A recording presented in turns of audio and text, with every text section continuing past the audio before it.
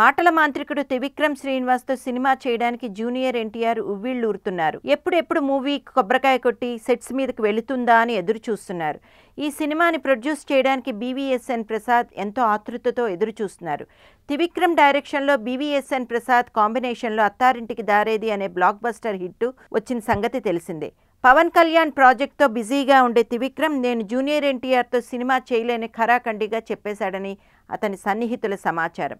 ఈ తిరస్కారాన్ని జూనియర్ ఎన్టీఆర్ భరించలేకపోతున్నాడట.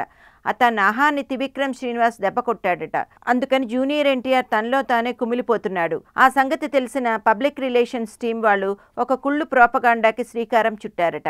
త్రివిక్రమ్ శ్రీనివాస్ చెప్పిన story line junior ఎన్టీఆర్కి నచ్చలేదట. అందుకనే జూనియర్ ఎన్టీఆర్ త్రివిక్రమ్ శ్రీనివాస్ వద్దు అన్నాడట.